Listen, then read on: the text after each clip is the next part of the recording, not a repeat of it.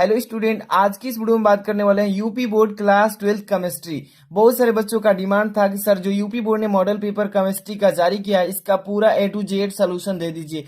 और वो भी आज की वीडियो का इस मॉडल पेपर का हम देखिए इसका सोल्यूशन बताएंगे। सबसे पहले आपको बोर्ड एग्जाम की कॉपी पे कैसे फिलअप करना है, roll number A to Z पहले समझ लीजिए ताकि बोर्ड एग्जाम में कोई भी दिक्कत ना हो। तो देख सकते हैं क्लास 12 के बच्चों के लिए यहाँ पर आप देख रहे हैं फर्स्ट नंबर यहाँ पर दिख रहा होगा परीक्षार्थी का अनुक्रमांक अंकों में, यानी कि जो रोल नंबर आपको एडमिट कार्ड मिलेगा उस पर लिखा रहेगा रोल नंबर, वो यहाँ पे अंकों में फिलअप करना है।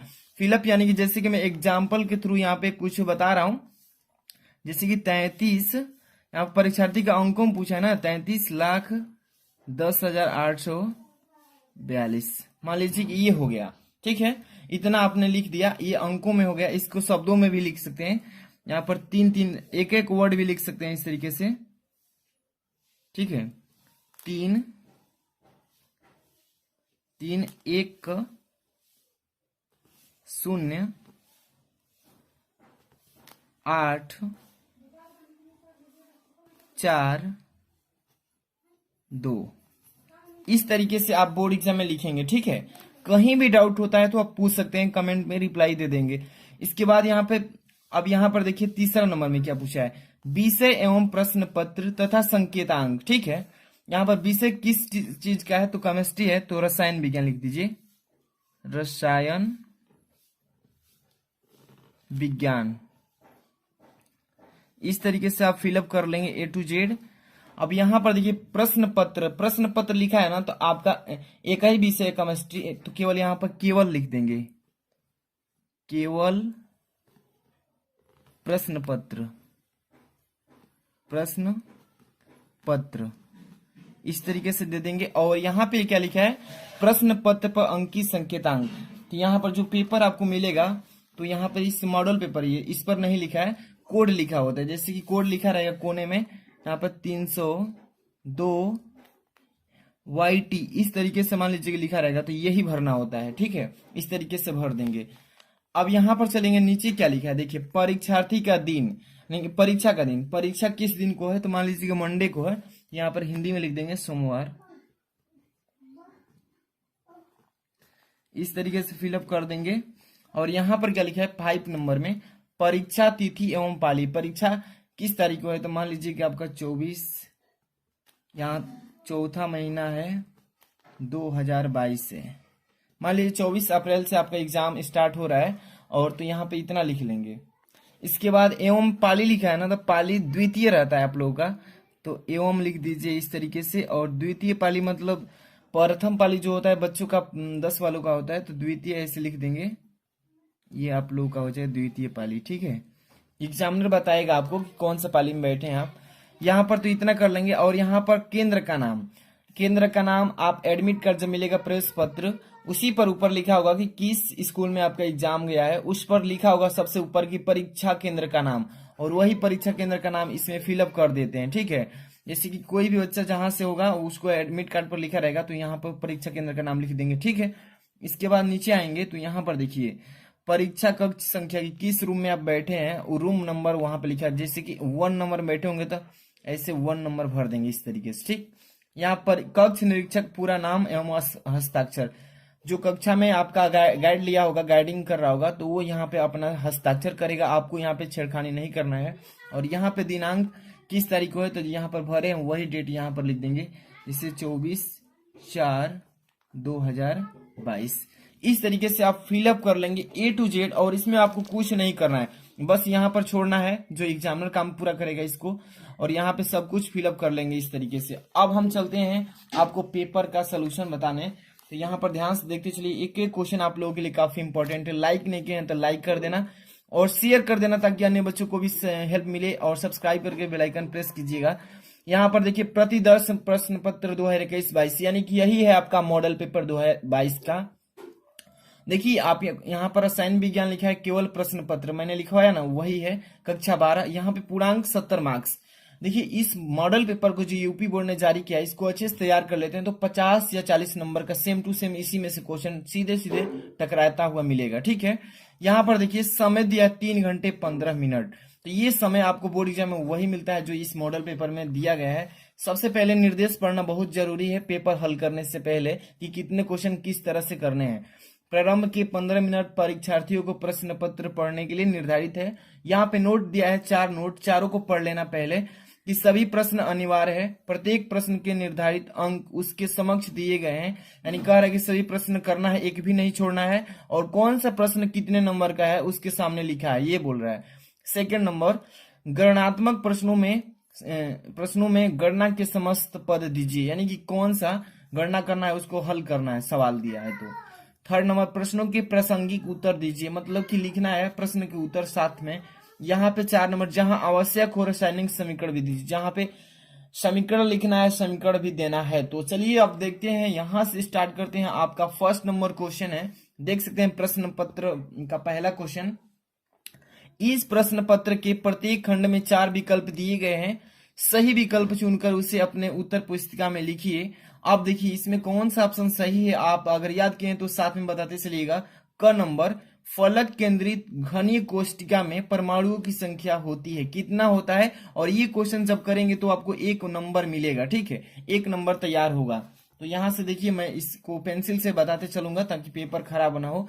यहाँ फलक केंद्रीय घनीय कोष्टिका में परमाणुओं की संख्या जो होती है कितना होती है, तो यहाँ पर देखिए 4 होती है।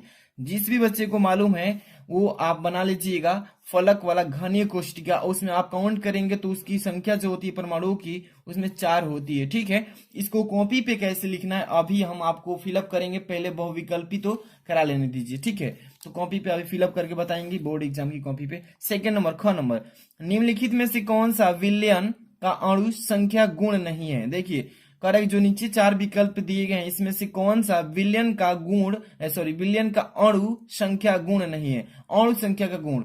तो प्रासरण दाब, पृष्ठ तनाव, यहाँ पे वाष्प दाब में अवनमन, यहाँ पे दिया है हिमांक में अवनमन। इसका करेक्ट ऑप्शन जो भी बच्चे को मालूम है बताते चलिएगा। तो देखिए विलयन का अणु गुण जो है पृष्ठ तनाव नहीं है, पृष्ठ तनाव, ये जो ऑप्शन है सही है और सब है, ठीक है।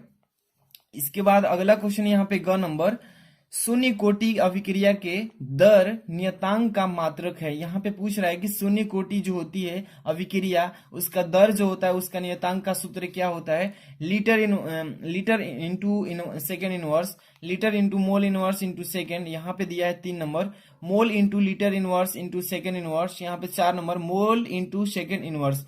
जिस भी बच्चे को मालूम है फटाफट से कमेंट करते चलिएगा, इसका करेक्ट आंसर हो जाएगा 3rd नंबर। तो इसका होता है शून्य कोटि अभिक्रिया के दर का नियतांक का सूत्र होता है मात्रक होता है mole into litre inverse into second inverse, ठीक है। अब कॉपी में कैसे लिखना है अभी बताएंगे, पहले इसका जो जितने भी ऑब्जेक्टिव हैं पहले कर लिए जाए, ठीक है। यहाँ पे घ नंबर, निम्नलिखित में से कौन सा यौगिक कैनिजारो अभिक्रिया नहीं देता है, कैनिजारो अभिक्रिया नहीं देता है। चलिए यहाँ पे लिखा है एसिटाइलिहाइड, यहाँ पे बेंजोलिहाइड, यहाँ पे दिया है ट्राइमेथिल एसिटाइलिहाइड, यहाँ पर फार्मेलिहाइड। तो जो भी ऑप्शन सही है आप बता सकते हैं, इसका करेक्ट आंसर क्या होगा 4 नंबर का। जितने बच्चे को मालूम है बताते चलिएगा, इसका करेक्ट आंसर 3rd नंबर ट्राइमेथिल एसिटाइलिहाइड, ये हो जाएगा इसका करेक्ट ऑप्शन, ठीक है। ये यौगिक कैनिजारो अभिक्रिया नहीं देता है और ये सभी देते हैं, ठीक है। यहाँ पे चलते हैं अगला क्वेश्चन, अंग नंबर देखते चलिए। लिखा है कि एथिल एमीन पर HNO3 की क्रिया से बनता है। देखिए जब भी एथिल एमीन पर जब भी हम HNO की क्रिया कराते हैं तो क्या बनकर तैयार होता है, C2H4 NH3, यहाँ पर C2H5 NO ट्वाइस, यहाँ पर दिया है 2 C2H5OH। इसमें से क्या प्राप्त होता है, जब भी हम एथिल एमीन पर इससे क्रिया कराते हैं तो क्या तैयार होता है, क्या बनता है। तो जिस भी बच्चे को मालूम है बता सकते हैं। तो ये तैयार हो जाता है C2H5OH, ठीक है, यानी कि 4 number option is the right option. आप चलेंगे अगला एक और है इसमें, देखिए यहाँ पे 6 नंबर, तब से इसके बाद हम अगला क्वेश्चन को अब कॉपी पे सीधे लेकर चलेंगे। यहाँ पे 6 नंबर दिखा है कि ग्लूकोज अपचायक गुण प्रदर्शित करता है क्योंकि इसमें होता है, क्या प्राप्त होता है। तो यहाँ पर दिया है एल्डिहाइड समूह, कीटोन समूह, और यहाँ पे हाइड्रॉक्सिल समूह, यहाँ पे -NH NH2 समूह। कौन सा ऑप्शन सही है? तो देखिए ग्लूकोज अपचायक गुण प्रदर्शित करता है, तो इसमें से एल्डिहाइड समूह में करता है, यानी first number option is the right option. ठीक है, तो यानी कि 6 ऑब्जेक्टिव आएगा आपको केमिस्ट्री का पहला क्वेश्चन में। अब इसको कैसे फिलअप करना है, कॉपी में कैसे लिखना है, अब देखिए ये हो जाएगी आपकी कॉपी। ठीक, अब यहाँ पर देखिए इसके बाद हम यहाँ से क्वेश्चन स्टार्ट करेंगे। फर्स्ट नंबर प्रश्नोत्तर संख्या डालेंगे, यहाँ पे आपको समझाते चल रहे हैं। प्रश्नोत्तर संख्या पहला, और यहाँ पे पहला डालेंगे, और यहाँ पे पहला का क जो है फलक केंद्रित घनीय कोष्टिका में परमाणुओं की संख्या। देखिए यहाँ पे तीसरा ऑप्शन सही है ना, तो यहाँ पे पहला का क का तीसरा देखिए कैसे लिखेंगे। यहाँ पे पेपर इधर हटाइए, यहाँ पर देखिए प्रश्नोत्तर संख्या पहला इस तरीके से लिख लेंगे। पहला में जितने भी बहुविकल्पी हैं इस तरीके से लिखना है, तो यहाँ पे अंडरलाइन कर लीजिएगा। पहला का क देखिए, अतः विकल्प नंबर 3 सत्य है। इस तरीके से विकल्प नंबर जो तीसरा है सत्य है यहाँ पे, या आप ये नहीं लिख करके पहला का क और विकल्प जो तीसरा सही था, तो जितना आंसर आ रहा है यहाँ पे 4 आ रहा है, तो केवल यहाँ पे 4 भी लिख सकते हैं, वो भी सही है। दो तरीका है, दोनों में से जो भी आपको बेस्ट लगे कर सकते हैं। इसके बाद देखिए इसमें पहला का ख का दूसरा सही ऑप्शन, तो यहाँ पे दूसरा नंबर ऐसे लिख लेंगे। पहला का ख का अतः विकल्प दूसरा सही है। इसी तरीके से तीसरा का माने पहला का ग जो अतः विकल्प नंबर 3 सही था, तो यहाँ पे देखिए ग नंबर का तीसरा विकल्प सही था, तो इस तरीके से लिख लेंगे। सभी इसी तरीके से लिखना है, जो भी ऑप्शन सही है आप इस तरीके से 6 को इंडिकेट करके आराम से लिख लेंगे। अगर मैंने बताया कि इस तरीके से नहीं लिखना चाहते हैं, तो इस तरीके से ख का मान लीजिए सही है, तो ये पहला का ख ये जो है पहला ये विकल्प जो है सही है, इसको उसमें उतार देंगे। उस तरीके से भी कर सकते हैं। ठीक है, अब चलेंगे हम आगे की क्वेश्चन को देखेंगे। नेक्स्ट क्वेश्चन 2 नंबर से स्टार्ट होता है यहाँ से, जो कि देखेंगे काफी इंपॉर्टेंट क्वेश्चन है। क्या लिखा है दूसरा का क नंबर कि एक तत्व ए परमाणु द्रव्यमान इसका दिया है 100 की संरचना BCC तथा एकक कोशिका कोर लंबाई 4 पिकोमीटर यानी PM दिया है।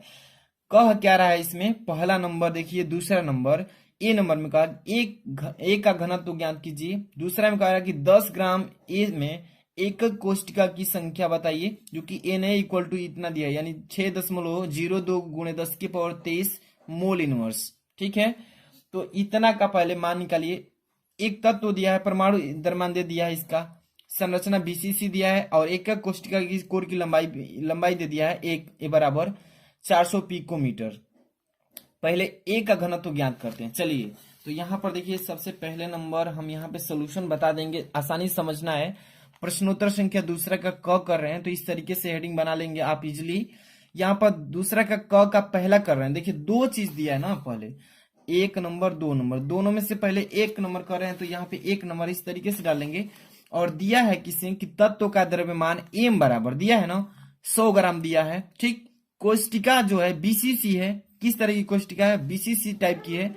और परमाणुओं की जो संख्या है Z बराबर 2, परमाणुओं की संख्या जो है Z बराबर क्या हो जाएगा? 2 हो जाएगा। यहां पर देखिए कोरों की जो लंबाई है A बराबर 400 पिकोमीटर दिया है ना, इसमें दिया है पहले से, तो पिकोमीटर को हम मीटर में चेंज करने के लिए क्या करेंगे? सिंपली 400 में गुणे 10 की पावर -12 से मल्टीप्लाई कर देंगे, तो ये पिकोमीटर से सीधे सीधे मीटर में चेंज हो जाएगा। इतना आराम से कर लेंगे।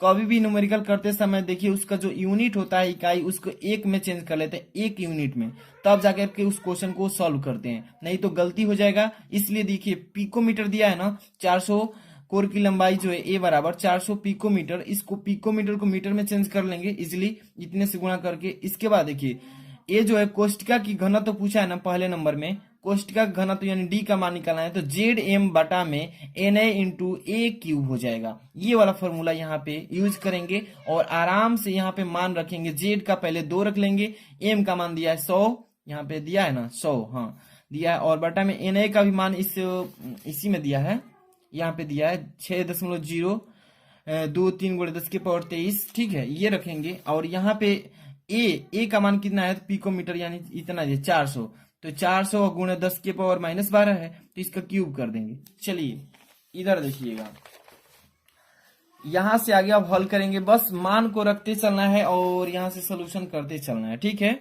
तो D बराबर Z का मान 2 हो जाएगा ना, और यहाँ पे गुणे 100। ठीक है। m बराबर 100 दिया है द्रव्यमान, और यहाँ पे दिया था इसका किसका मान, Na का मान दिया था, पहले से पेपर में दिया है, देख सकते हैं Na बराबर, तो यहाँ पे सूत्र के अकॉर्डिंग रख देंगे 6.023 गुणे 10 के पावर 23 दिया है पॉजिटिव में, और यहाँ पे एक क्यूब एक जगह पे 400 गुणे 10 के पावर -12 और इसका क्यूब कर देंगे। जब सॉल्व करेंगे तो यहाँ से देखिए d बराबर 2 गुणे 100 बटा में 6.023 और यहाँ पे गुणे 10 के पावर 23 गुणे 400 गुणे 400 गुणे 400, यानी कि इसी का क्यूब करेंगे तो 3 बार गुणा कर देंगे 400 400, और ये जो घातांक है इसका -12 3 के 36 हो जाएगा। ठीक, तो एक क्या काम करेंगे, 2 जीरो से 2 जीरो इसको काट देंगे और 2 से 2 दूनी के 4, ये कट जाएगा। इसका पूरा A to Z आप कैलकुलेशन करेंगे ना, गुणा 400 गुणे 400 और गुणे 2 और फिर गुणे इतना, जब कैलकुलेशन करके ऊपर तो केवल एक बचा है, तो यहाँ पर देखिए एक लिख लेंगे, और ये जो गुणे 10 के पावर +6 है ना, इसको हम पूरा हल किए हैं, और 10 के पावर -36 है, इसको पूरा हल काट कूट करके ऊपर लेकर गए हैं, तो प्लस में 6 हो गया। और इसका गुणा किए हैं इतना में इतना से, तो 12,046 गुणे 160। अब पूरा हल करेंगे तो टोटल डी बराबर, इतना को काटे हैं भाग देने के बाद, तो डी बराबर आया है 0.51884297 ग्राम प्रति मीटर क्यूब। ठीक, इसको हम क्या किए हैं, सीधे सीधे यहाँ पे बार बार पॉइंट के बाद 3 ही अंक लेते हैं, तो यहाँ पर 0.519 कर दिए, 5 से अधिक है तो यहाँ पे 1 बढ़ा करके लिख दिए, और ग्राम प्रति मीटर क्यूब। ठीक, कहीं भी डाउट हो तो आप पूछ सकते हैं, बहुत ही इजी इस तरीके से पेपर में आता है। और इसको आगे आप देखेंगे, ये तो कंप्लीट हो गया। इसके बाद अगला क्वेश्चन इसी में दूसरा नंबर पूछा है कि 10 ग्राम ए में एकक कोशिका की संख्या बताइए, जहां पे Na बराबर इतना रख लेना है ना। तो यहाँ पर देखिए इसको भी कर लेते हैं, पहले नंबर प्रश्नोत्तर संख्या, दूसरा का क का सेकंड नंबर कर रहे हैं दूसरा भाग। तो इसमें देखिए क्या करना है, सीधे सीधे डी बराबर जो भी आया है हमारा मान, यही इसमें पुट करेंगे, ऊपर दिख रहा है वही पुट करना है, इसमें भी इसका यूज करके इसको करना है हल।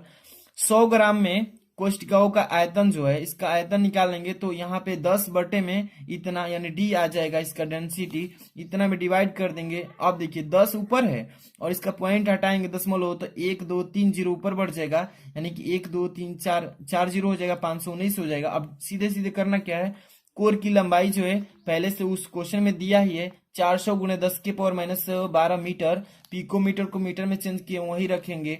यहाँ पर आयतन निकालना है, इसका क्या करना है, सीधे सीधे मल्टीप्लाई कर देना है, 64 पर कितने जीरो, 2 2 4 2 6 जीरो हो जाएंगे। ठीक, और गुणे 10 के पावर -36 मीटर क्यूब हो जाएगा।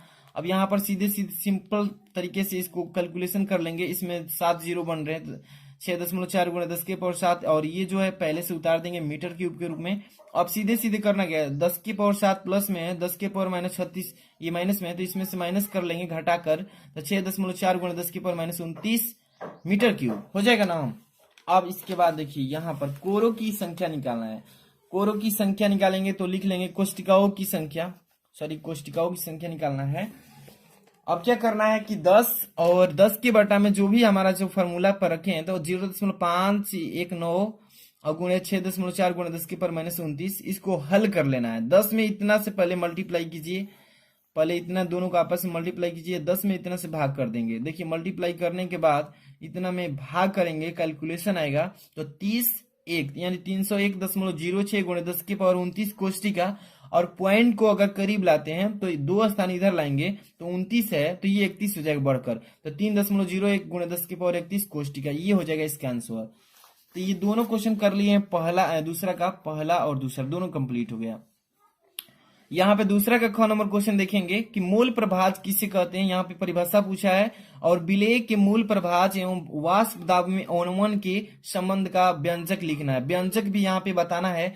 तो सिंपल तरीके से पहले नंबर क्या कीजिए कि मूल प्रभाज किसे कहते हैं, इसका परिभाषा लिख दीजिए, इसके बाद इसके दाब में अवनमन, प्रभाज एवं वाष्प दाब में अवनमन का व्यंजक स्पष्ट करना है। तो पहले इसका मूल प्रभाज समझिए, तब इसके बाद संबंध को हम दर्शाएंगे। ठीक, तो यहाँ पर चलिए देखिए, सबसे पहले हम प्रश्नोत्तर संख्या दूसरे का ख कर रहे हैं, तो ऐसे लिख लेंगे। यहाँ पे देखिए मूल प्रभाज हेडिंग बना लीजिए, क्योंकि इसका पहले थ्योरी लिख लीजिए, इसके बाद संबंध को स्थापित करेंगे।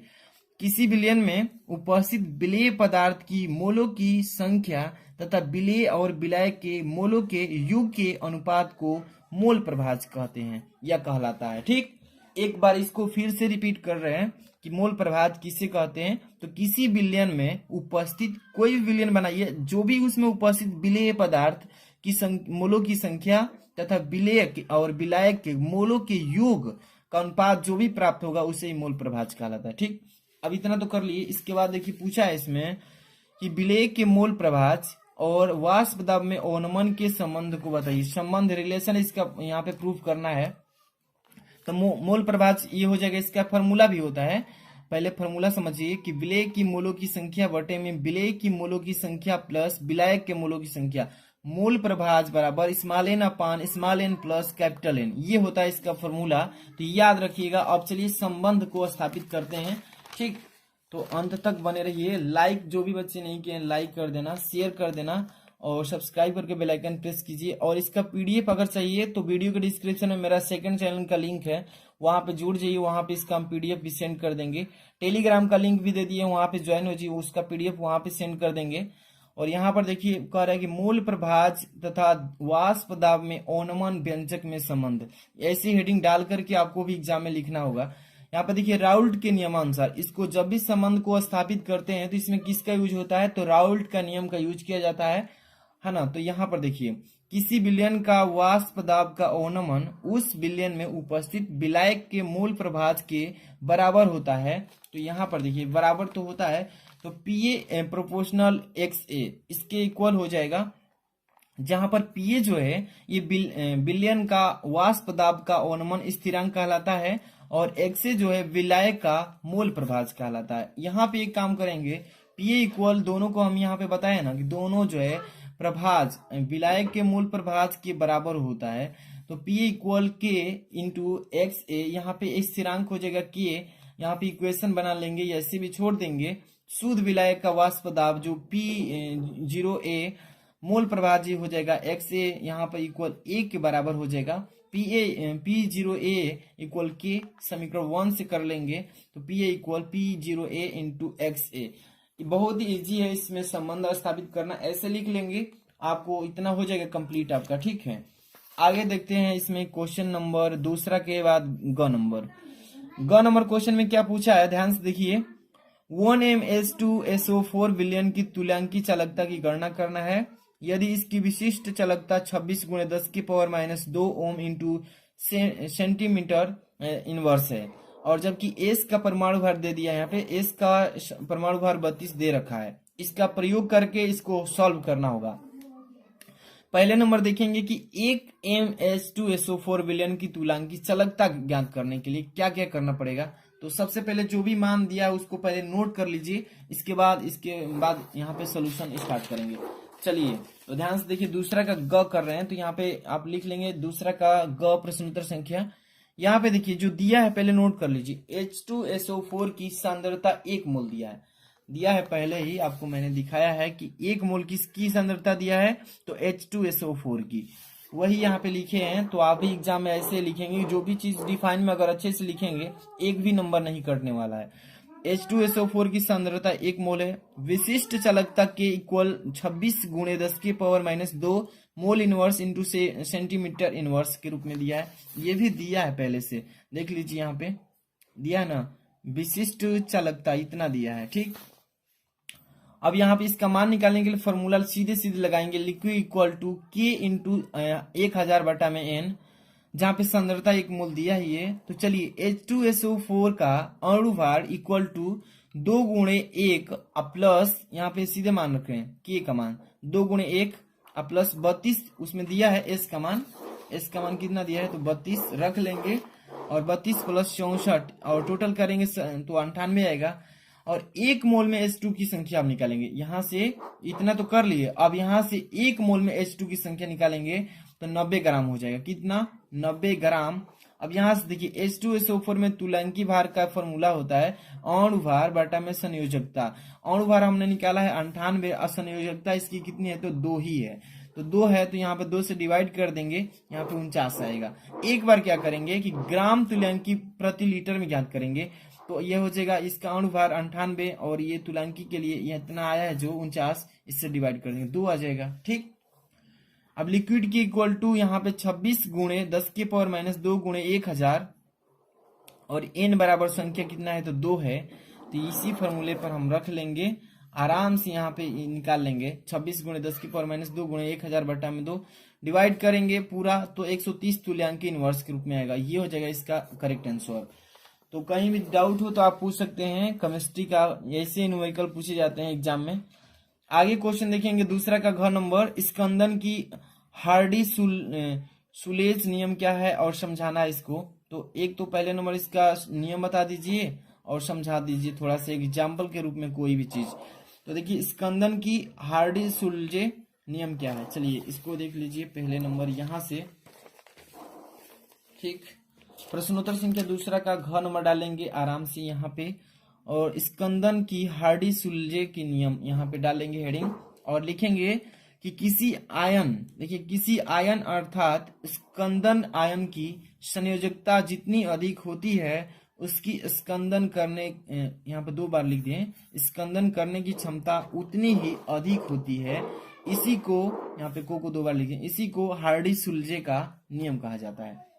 अब पूछा है कि इसको समझाइए, तो इसको समझाना भी है तो समझा देते हैं। पहले नंबर यहाँ पे देखिए, किसी कोलाइडी विलयन का स्कंदन करने में विद्युत अपघट्य का वह आयन प्रभावी होते हैं जिस पर आवेश कोलाइड कणों पर उपस्थित आवेश के विपरीत प्रकृति का होता है। ठीक है, तो आप पहले नंबर इसका नियम दे दीजिए। नियम देने के बाद ही इसको समझाने के लिए बोला जाता है, कुछ एग्जाम्पल दे देंगे, उसी के अकॉर्डिंग कंप्लीट हो जाएगा। ठीक, आगे की तरफ चलते हैं।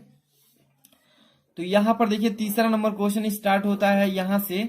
4 क्वेश्चन है, क ख ग घ, बस इतना ही क्वेश्चन इस मॉडल पेपर में सॉल्व करेंगे, क्योंकि लॉन्ग वीडियो हो जाएगी तो आप भी मतलब हरासमेंट महसूस करेंगे। इसके बाद नेक्स्ट हम वीडियो में इसके 4 नंबर क्वेश्चन से सोल्यूशन देंगे, तो इसके लिए आपको कमेंट भी करना होगा कि नेक्स्ट वीडियो जल्दी प्रोवाइड करें। तो यहाँ पर देखिए फर्स्ट नंबर तीसरा का क, सरल घनीय एकक कोष्टिका में संकुलन, देखिए संकुलन क्षमता ज्ञात करना है। संकुलन क्षमता किस में, तो आपको देखिए सरल घनीय एकक कोष्टिका में संकुलन। तो यहाँ पे सबसे पहले नंबर आपको यहाँ फिगर बना रहे थे, थोड़ा सा मिस्टेक हुआ है, आप भी बना सकते हैं इस तरीके से, सरल घनीय कोष्टिका में। ठीक है, इस तरीके से बना लेंगे पेंसिल से, यहाँ से मिला दीजिए आराम से, बहुत ही प्यारा से बन गया। ठीक, अब करना क्या है कि मानक कोरों की लंबाई, जो कोर की लंबाई है इसकी a मान लेते हैं। ठीक, परमाणु की संख्या कितनी है तो a 1 ले लेते हैं। परमाणु की त्रिज्या क्या है तो इसका r ले लेते हैं। अब यहाँ पर देखिए सभी परमाणु एक दूसरे को स्पर्श कर रहे हैं, जितने भी परमाणु हैं एक दूसरे को छू रहे हैं यानी कि स्पर्श कर रहे हैं। तो यहाँ पर देखिए करते हैं तो a बराबर, a जो है हमारे यहाँ पे कोर की लंबाई a बराबर 2r हो जाएगा। कितना हो जाएगा 2r, इतना लिख लेंगे। इसके बाद चलिए, इसके बाद यहां से देखिए एक कोष्टिका का आयतन निकालेंगे, क्योंकि वो भी आयतन जो होता है क्यूब के रूप में होता है, तो जानते हैं। अब यहाँ पर 2, यहाँ पे इसका दिया है 2r, अभी हम लोग यहाँ पर निकाले थे इसका, देखिए यहाँ पर ये जो है इसकी लंबाई है कोर की, तो यही ना है 2r, इसका क्यूब कर देंगे, आयतन निकाल लेंगे, 2r क्यूब, तो 2 का क्यूब 8r क्यूब हो जाएगा। a बराबर यहाँ पर r निकाल लेंगे, r बराबर a/2 हो जाएगा, ये हो गया इतना। ठीक, अब यहाँ पे लिखेंगे कि एक परमाणु गोले का आयतन होता है 4/3 πr क्यूब, यहाँ से इसका यूज कर लेंगे। तो संकुलन क्षमता अगर निकालना हो तो फॉर्मूला लगाएंगे कि एक परमाणु का आयतन बटा में एकक कोष्टिका आयतन। तो एक परमाणु का आयतन जो होता है, परमाणु जो गोला होता है, तो गोले के आयतन का यूज करके यही वाला फॉर्मूला पे निकालेंगे, 4/3 πr क्यूब, अब बटे में एकक कोष्टिका का आयतन जो है अभी निकाले थे इधर कितना है a/2, यानी कि सीधे सीधे यहाँ से उठा कर रखेंगे 8r क्यूब। ठीक, 8r क्यूब, r क्यूब से r क्यूब कैंसिल, 4/3 और 8 है ना, 4 दूनी के 8, 2 बार में कट गया, π/6, 3 दूनी 6 हो जाएगा, π/6 इंटू 100। यहाँ पर देखिए अब यहाँ जब इतना से डिवाइड करके हल करेंगे तो 52.4% ये आ जाएगा इसका आंसर। ठीक, हल कर लीजिएगा, कहीं भी डाउट हो तो पूछ सकते हैं। इसके बाद ही अगला क्वेश्चन देखेंगे यहाँ पर कि क्या लिखा है। पूछ रहा है कि अक्रिय गैसों की 2 विशेषताएं एवं उपयोग लिखिए। अक्रिय जो गैस है इसकी 2 विशेषता बता दीजिए और इसका उपयोग करना है, कहाँ पर होता है ये बताइए। चलिए एक एक नंबर का है दोनों क्वेश्चन। यहाँ पर प्रश्नोत्तर संख्या 3 का ख लिखेंगे। ठीक, अक्रिय गैसों की विशेषता बता देते हैं। एक यहाँ पर है, एक दो बता देते हैं। ठीक, पहले अक्रिय गैसें अस्थायी होती है। पहले नंबर इस कैसी होती है, अक्रिय गैस जो होती है अस्थायी रूप में होती है और जिसकी संयोजकता शून्य होती है। हो गया ना उपयोग, इसकी संयोजकता क्या होती है, शून्य होती है। सेकेंड नंबर देखिए, अक्रिय गैसों में ER विद्युत बल्ब पर व HE गोताखोर ऑक्सीजन के साथ ले जाते हैं। ठीक है, देखे होंगे आप दरिया में जो भी गोताखोर जाते हैं तो अंदर जाते समय इसका यूज करते हैं। तो यही इसमें दोनों में लिखना था। इसके बाद हम अगला क्वेश्चन जो है तीसरा का ग और घ इजी जी है, आप भी बता सकते हैं। इन सभी का नेक्स्ट वीडियो में प्रोवाइड करेंगे हम यहाँ से सोल्यूशन। लंग वीडियो हो चुकी है। वीडियो को लाइक कर देना, शेयर करना। हाँ, इसका PDF अगर नहीं जानते हैं लेना, वीडियो के डिस्क्रिप्शन में माई सेकंड चैनल है, उसको सब्सक्राइब कर लीजिए और वहीं पर जाइए। वीडियो के डिस्क्रिप्शन में लिंक दे दिए हैं, इसका हम क्या कर रहे हैं, इसका PDF सेंड कर देते हैं। मिलते हैं नेक्स्ट वीडियो में। Thanks for watching.